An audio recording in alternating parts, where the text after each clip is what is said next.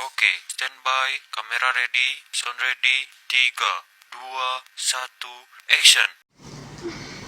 Halo teman-teman, perkenalkan nama saya Revalina Burusrait. Saya peserta Latsar CPNS tahun 2025, angkatan 17, kelompok 1 dari Kantor Pencarian dan Pertolongan kelas B Palangkaraya. Di sini saya mau memberitahukan tentang yang namanya tapisan isu. Apa sih tapisan isu itu? Sederhananya, tapisan isu adalah cara kita menyaring masalah untuk tahu mana yang paling penting, mana yang harus dikerjakan dulu, dan mana yang bisa nanti. Karena dalam pekerjaan, apalagi di instansi, banyak masalah yang muncul. Nah, kalau semua dianggap penting, kita bakal bingung. Jadi perlu ada metode untuk pilih prioritas.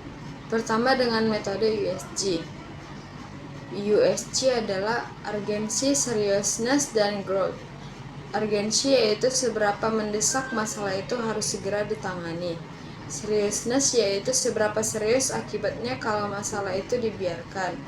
Growth yaitu seberapa besar kemungkinan masalah itu akan berkembang jadi lebih parah. Biasanya kita kasih nilai, misalnya 1-5. Kalau nilainya tinggi, berarti masalah itu memang prioritas. Contoh gampangnya ada isu kebocoran data ASN. Urgensinya udah pasti tinggi karena datanya sudah bocor. Seriousness-nya tinggi karena bisa merugikan pegawai dan bikin kepercayaan publik turun.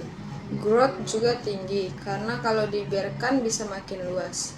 Kesimpulannya, dengan menggunakan metode USG, kita tahu bahwa masalah ini jelas harus cepat-cepat ditangani. Metode yang kedua yaitu APKL. Kepanjangannya yaitu aktual, problematik, kekalayakan, dan layak. Aktual yaitu apakah masalah ini benar-benar terjadi sekarang. Problematik yaitu apakah masalah ini bikin kesulitan yang butuh solusi. Kekalayakan, apakah masalahnya berdampak luas bukan cuma ke satu orang. Layak, apakah masalah ini bisa kita tangani dengan sumber daya yang ada. Dengan contoh isu yang sama yaitu kebocoran data ASN, kita dapat menemukan aktualnya adalah isu ini nyata terjadi sekarang dan sedang ramai dibicarakan. Problematik, jelas problematik karena menimbulkan keresahan pegawai dan masyarakat.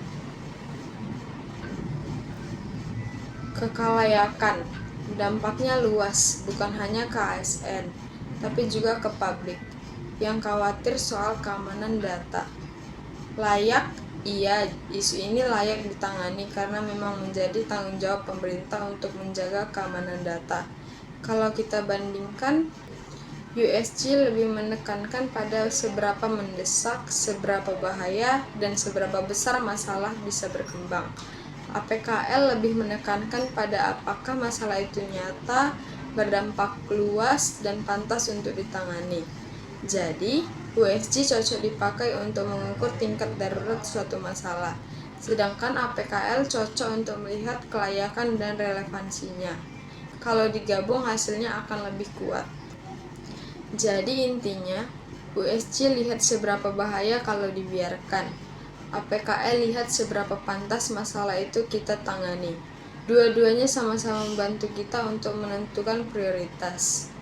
Jadi teman-teman, tapisan isu ini penting banget supaya kita tidak salah langkah.